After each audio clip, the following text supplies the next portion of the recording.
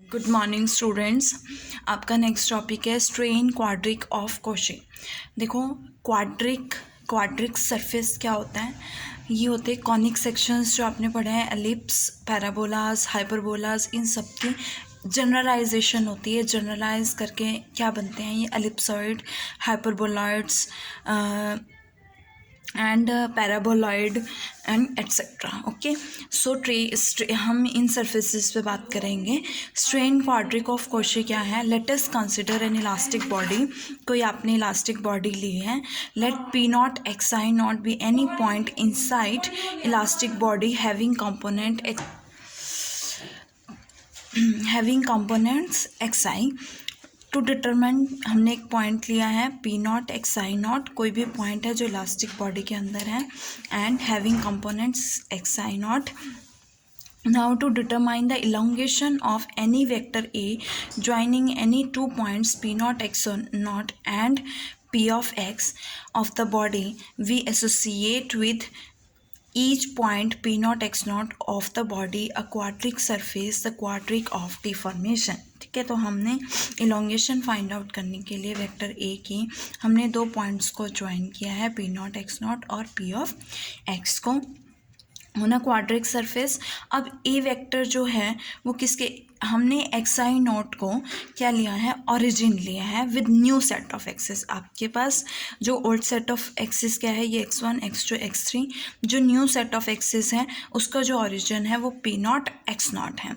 अब vector a is equal to a i होता है और ए आई किसके इक्वल होगा, x i minus x I naught के इक्वल होगा, विच इज इक्वल्स टू हमने क्या ले लिया x i, because x i naught है आपका ओरिजिन, तो ये 0 होगा, we get x i. Next, अगर ई आपके पास एक्सटेंशन है, मीन्स जो चेंज आ रहा है, जो एक्सटेंड हो रही है elongation, e is equals to del a upon a. हमारे पास ई किसके इक्वल होता है, चेंज इन, जो हमने लास्ट आर्टिकल में फाइंड आउट किया है, change in configuration that is del a upon original configuration a vector. So del a की value e i j a j and a component form में a vector को लिखोगे तो a आई आएगा।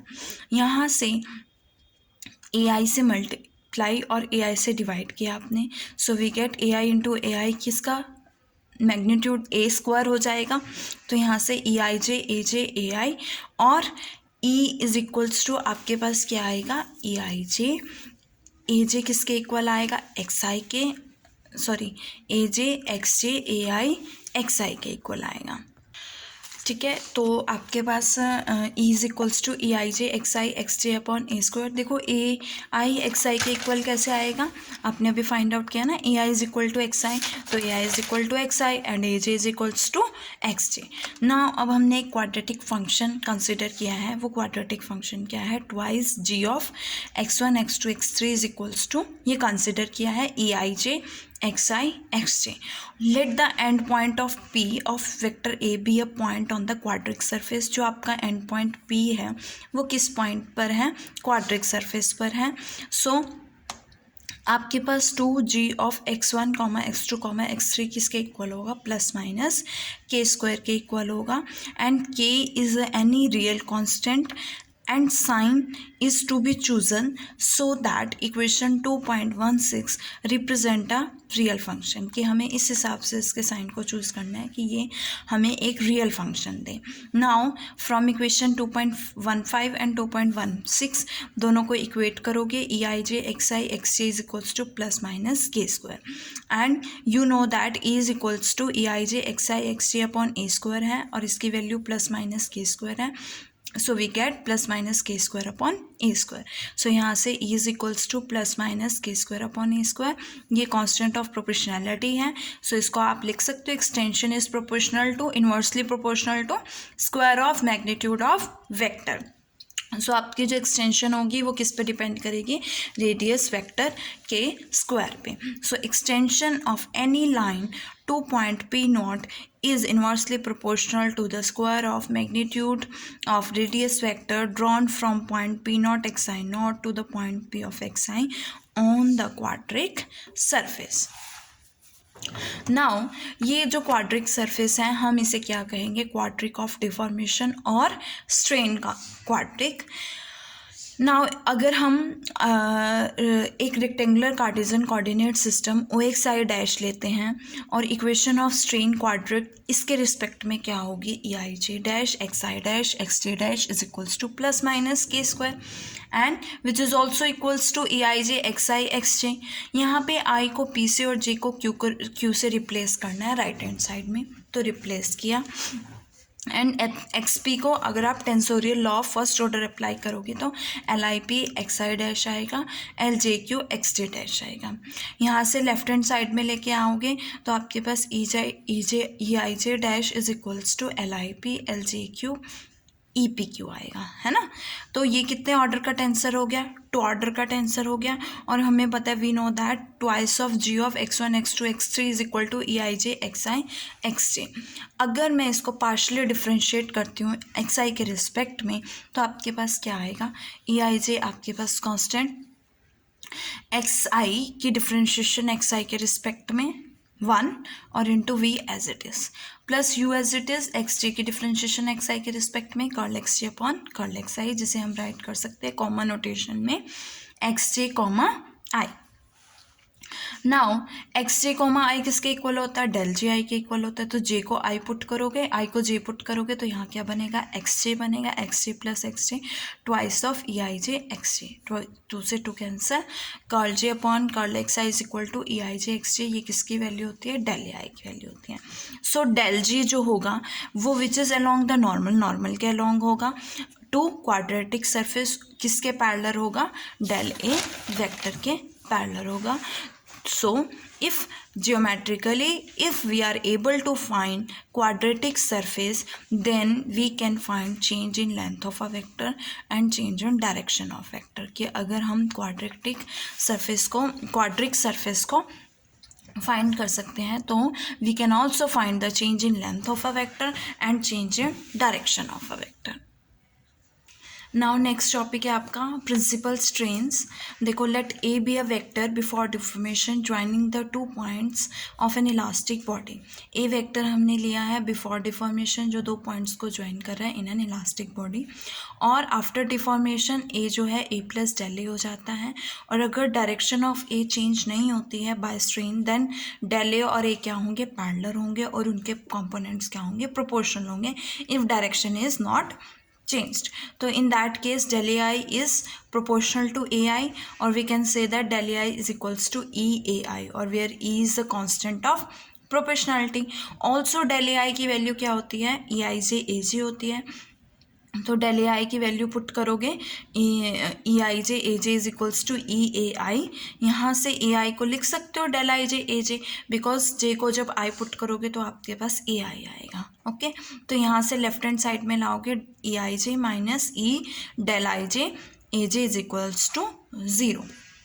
Now this is a set of, ये अगर आप इसको ओपन करोगे तो ये 3 लीनियर होमोजीनियस इक्वेशंस का सेट बनेगा इन 3 अननोन्स। जो अननोन्स क्या होंगे, a1 a2 a3। तो ओपन करोगे तो first equation e11 minus e a1 plus e12 a2 plus e3 e13 a3 is equals to 0। Similarly second equation and similarly third equation. जब आपके पास 3 linear equations होती हैं, होमोजीनियस इक्वेशंस होती हैं इन 3 unknowns, then आपकी नॉन ट्रिवियल सोल्यूशन की condition क्या होती है एग्जिस्टेंस की, कि उन सब का जो कोफिशिएंट हैं उनका जो डिटर्मिनेंट होगा वो क्या होगा, 0। मीन्स a1 a2 a3 के जो कोफिशिएंट्स होंगे उनका डिटर्मिनेंट इसके इक्वल होगा, 0 के इक्वल होगा। दैट इज़ अगर मैं इसको देखूँ तो इसके अकॉर्डिंग आपके पास magnitude determinant of e i j minus e del i j is equals to 0। और जब आप इस डिटर्मिनेंट को एक्सपेंड करोगे जो आपने इनवेरिएंट्स में भी किया था, आपको याद हो इनवेरिएंट्स और उसके बाद आइगन वैल्यूज़ की जो थ्योरम्स की थी, तो आपके पास 3 इनवेरिएंट्स आते थे 1 2 एंड 3। तब आपने ई के प्लेस पे क्या था, लैम्डा था, सेम केस था। तो आपकी ये इक्वेशन आएगी, ये आप वहाँ से चेक कर सकते हो, ठीक है कैसे आई है। नाउ फर्स्ट इनवेरिएंट किसके इक्वल होता है, e11 plus e22 plus e33 के। सेकेंड इनवेरिएंट इसके इक्वल होता है और थर्ड इनवेरिएंट इसके इक्वल होता है। ये आपके पास 3 इनवेरिएंट्स होते हैं टेंसर के। नाउ इक्वेशन 2.20 इस क्यूबिक इन ई में क्यूबिक है। जब आप उसे सॉल्व करोगे तो आपके पास 3 रूट्स आएंगे e1 e2 e3। Now put A is equals to E1, E is equals to E1 put किया है, ये आया आपका सेट बनेगा। From this set of equations हम A1, A2, A3 find out कर सकते हैं और let that solution be represented by जो A1, A2, A3 की वैल्यूज़ होंगी वो वैल्यूज़ लेट कर लेते हैं A1 dash, A2 dash, A3 dash, that is AI dash, AI1 ले लेते हैं हम। सिमिलरली जब आप E को E2 पुट करोगे, E को E3 पुट करोगे, उनके कॉरस्पॉन्डिंग आपके पास AI2 वैल्यूज़ आएंगी और AI3 वैल्यूज़ आएंगी। सो ये वैल्यूज़ E1, E2, E3 आपकी आइगन वैल्यूज़ होंगी और जिन्हें हम प्रिंसिपल वैल्यूज़ ऑफ स्ट्रेन कहते हैं, सिंपली प्रिंसिपल स्ट्रेन भी कहते हैं। Okay, these are the principal values of strain और सिंपली हम इसे प्रिंसिपल स्ट्रेन कह सकते हैं। और इनकी जो डायरेक्शंस हैं वो क्या होंगी, प्रिंसिपल डायरेक्शंस होंगी स्ट्रेन की। नाउ अब आपको क्या प्रूव करना है कि ये जो आइगन वैल्यूज़ एग्जिस्ट करती हैं ये आइगन वैल्यूज़ कैसी होंगी, रियल होंगी। ठीक है, सो आपके पास 3 प्रिंसिपल वैल्यूज़ हैं और उसके कॉरस्पॉन्डिंग 3 डायरेक्शंस हैं।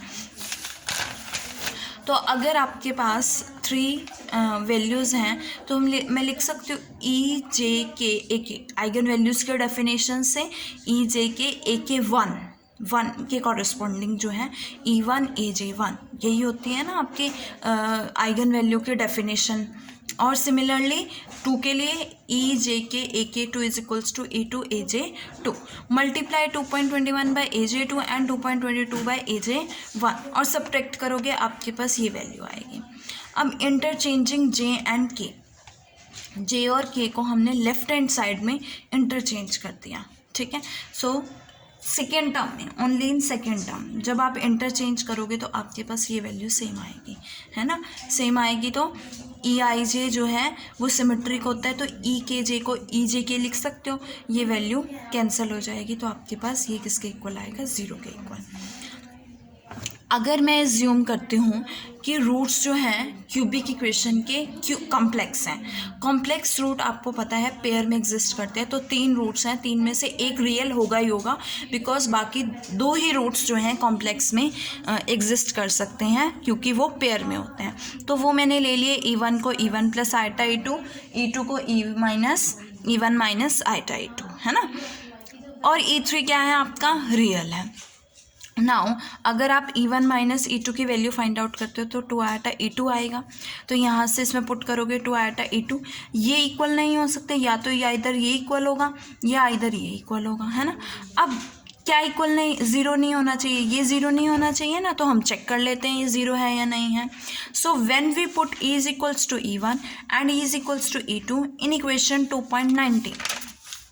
2.19 इस इक्वेशन में जब E को E1 और E को E2 पुट करोगे ऑफ कॉम्प्लेक्स वैल्यूज़, आपके पास AJ1 क्या आएगा, AJ प्लस आइटा BJ और AJ2 AJ minus eta BJ।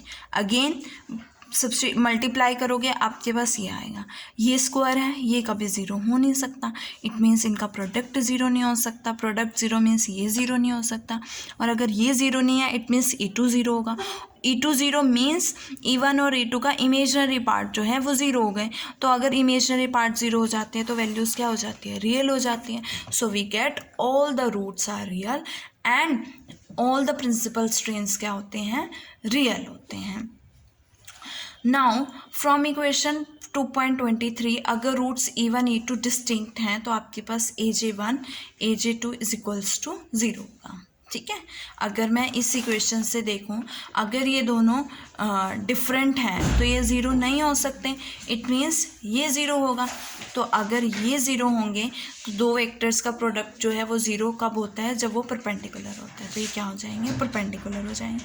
Similarly अगर ये 0 है ये 0 है तो प्रिंसिपल डायरेक्शंस जो हैं वो म्यूचुअली ऑर्थोगोनल होती है टू ईच अदर अगर सभी रूट्स क्या हैं, डिस्टिंक्ट हैं। ये हमने पहले भी किया है। अगर दो रूट्स इक्वल हैं और दो इक्वल नहीं हैं, तो we can find infinite number of pairs of vectors such that AJ1 and AJ2 and define AJ3 is orthogonal to this and this. ये आपने आइगन वैल्यूज़ और आइगन वेक्टर्स में भी किया है। सिमिलरली फॉर अगर इक्वल होते हैं तब भी आपके पास ऑर्थोगोनल एक्सिस आएंगे, कोई भी any set of orthogonal axis may be taken as principal axis, और इस केस में जो क्वाड्रिक होगा वो स्फीयर होगा इन दिस केस। ओके।